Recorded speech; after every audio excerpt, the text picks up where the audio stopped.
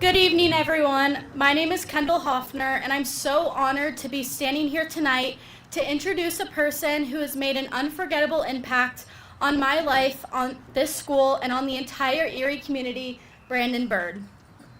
For over a decade, Mr. Bird has been more than just a teacher at Erie High School.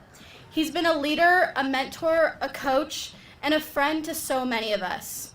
Whether it's behind a camera, in the classroom, or out on the golf course, Mr. Bird has a way of bringing people together, believing in them, and helping them discover strengths they didn't know they had. I've had the privilege of working with Mr. Bird through Yearbook as an editor and social media manager, and as a member of the 3-time state champion Erie girls golf team. In Yearbook, he wasn't just teaching us how to lay out a page or take a good photo. He was showing us how to tell stories, capture memories, and leave our mark on the history of this school. On the golf course, he taught us more than just how to hit a ball straight, but he mentored us about the importance of patience, resilience, and leading with integrity. Beyond the students he's coached and taught in person, Mr. Bird's vision has reached so much further. 10 years ago, he started the Erie Tiger Network, and what began as a simple idea has grown into something truly remarkable.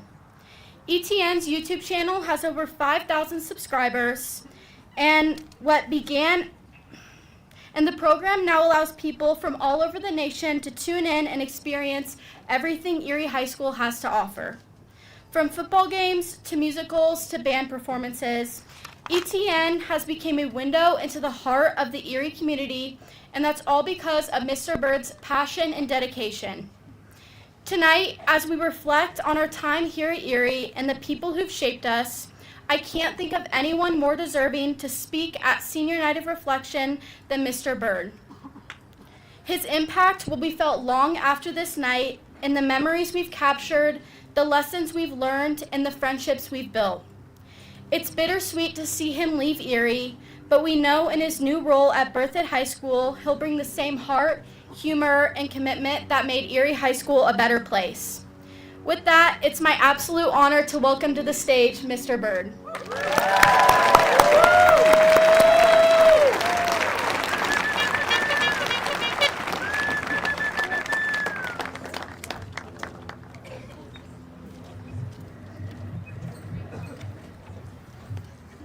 Good evening, everyone. Thank you, Kendall, for the introduction. Thank you for giving me the honor to speak to you tonight. First, I know my mom is watching on the ETN, so happy birthday, Mom. It has been the honor of my life to be a part of this school, this community, and most importantly, this group of seniors, the class of 2025. You are unforgettable. Before I go any further, I just want to say this. Erie High School, I love you. I truly do. And while this may be goodbye, know that I will carry you with me forever. Let's start with some reflection. When I think back on this class, I think of the moments. Moments in the broadcast booth, moments on the course, moments under the stadium lights, moments on the stage, on the track, behind the camera, in front of a whiteboard. I think of laughs, long practices, tight deadlines, big swings, bigger dreams, and the kind of growth that only comes from walking through the fire together. Through ETN, I've had a front row seat to a decade of incredible live events, but this class, you brought something special. Your presence, your leadership, your energy, you made it more than a program. You made it a legacy. And speaking of legacies, I know Kendall brought this up, but there are several girls here, both current and past, 3-time state championship golfers. And you know what? Golfers, our state championship is usually at the end of the year or after school. They deserve your big round of applause because that was a huge accomplishment.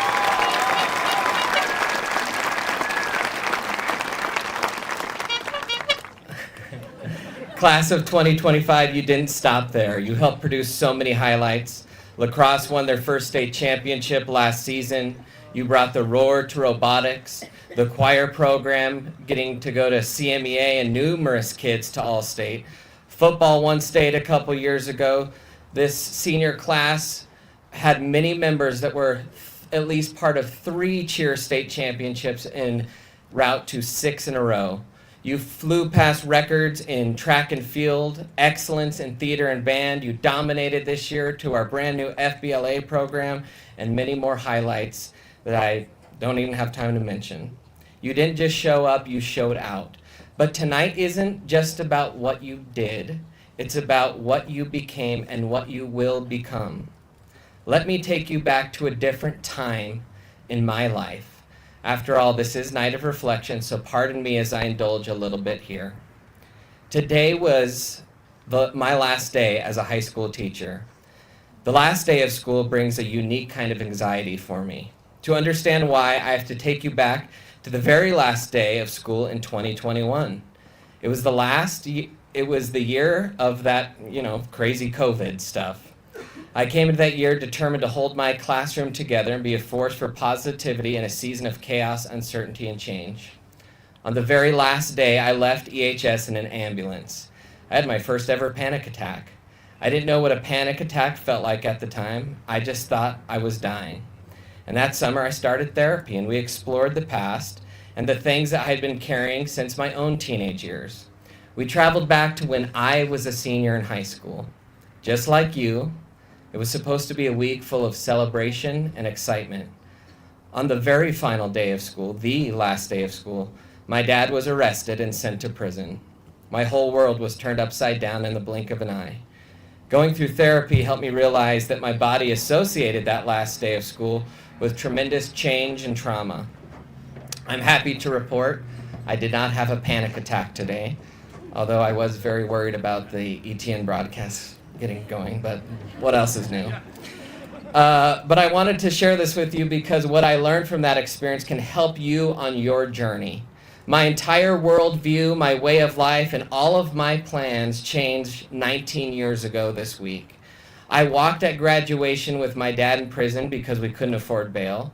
That summer, I lost my college dreams. I was enrolled to go to Arizona State. Gone. We lost our house. My family splintered, and the world I knew unraveled. I walked across the graduation stage with my world in pieces. I lost my innocence, my identity, but I gained something too.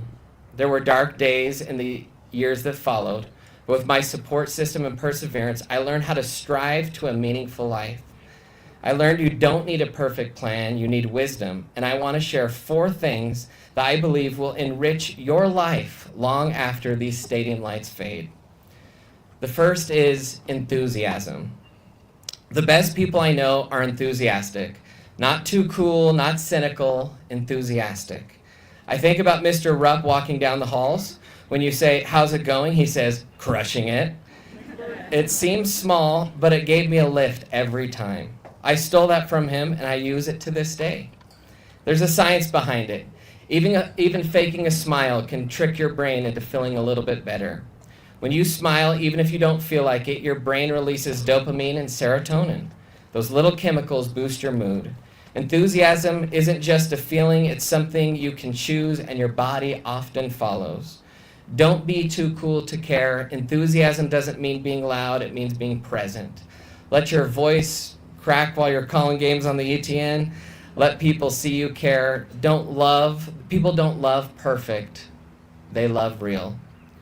In college, when I surrounded myself with people who helped me climb out of the mess that my life had become, one friend in particular used to say, "Aren't we just so lucky?" So stop, look around at good things that are happening, and be enthusiastically thankful for those things. I remember my mom saying at our lowest point as a family that she was trying to express gratitude, and maybe she didn't have many great things to say about her life at the time, but she could be thankful for the small things like warm water in her shower or a bar of soap. Be thankful and be passionate, because passion breeds passion, and enthusiasm breeds enthusiasm. The second point is resilience. Let me say this again. Life won't go to plan. You will get benched, you'll lose jobs, your heart will be broken, you'll miss shots you thought were yours. But this too shall pass. And when it does, the question isn't did you win, it's did you grow? My favorite stories from coaching golf at Erie aren't the kids who have career rounds, it's the ones who face massive disappointment and learn to grow from that moment. One of the best teachers in life is heartache, loss, or disappointment.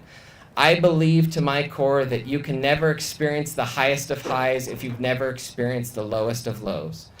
A friend of mine once played golf with an elderly woman who had never played before. She bladed a shot that rolled all the way onto the green and in for a hole-in-one. Her reaction was nothing. She never felt the grind, the frustration, or the rounds without glory. Without the lows, the highs didn't land. In the dark, it's the dark times that define the light. It's the depth of loss that amplifies gratitude. The Wright brothers knew this. They crashed again and again, broke parts, fixed them, failed them, and flew anyways. They failed until they succeeded. And in the process, they taught the world how to fly. I can tell you that my time as a husband, father, brother, teacher, and coach have been more fulfilling because I lost everything and had to start over. I lost the relationship with my father, and now I'm so filled with joy that I get to repair that bond as a father myself to my daughters. Don't get bitter, get better. The most resilient people I know aren't the ones who never fail. They're the ones who keep rising wiser each time. The third point is integrity. This is the most important to me. Integrity is choosing what's right over what's easy. It's the quiet decision when no one's watching to stick to your values. It's the athlete who owns up to touching the ball out of bounds even when the ref missed it. It's the student who closes the tab instead of Googling answers during an online test. Integrity often costs you in the moment. It's not always rewarded right away, but it pays off in the long run. There's a famous study, the marshmallow experiment. Researchers put a marshmallow in front of kids and said, you can eat this one now, or if you wait, you'll get two. Years later, they found the kids who waited had stronger relationships, did better in school, and were more successful in life. The lesson, integrity in a lot of ways is about delayed gratification. You hold the line today so your future self can cash in tomorrow. But here's the hard truth. When you compromise integrity, everything can collapse. Your reputation, your relationships, and self-respect, and sometimes it collapses everything for the people around you. I know this firsthand. I didn't defraud my dad's investors. I didn't cheat them out of their money, but for a time it was fun. I flew around the country on a private jet and it looked like success. When my dad built his company on a foundation of lies and fraud, everything collapsed. It cost my mom her reputation and marriage. It cost our family everything. It changed our entire existence. It was also our greatest teacher. It has defined the great moments in my life. It's propelled me to be better. Building a foundation of integrity has become my true north, and it defines me. Your future self will thank you. The fourth point is excellence. Excellence isn't about being better than others. It's about being better than you were yesterday. It's the commitment to a process, the willingness to do the work, the extra rep at practice when no one's watching, the tiny improvements no one else notices, but you know they're there. Excellence is the aggregation of small gains, because excellence isn't one big moment, it's hundreds of little choices that add up over time. Don't compare yourself to others.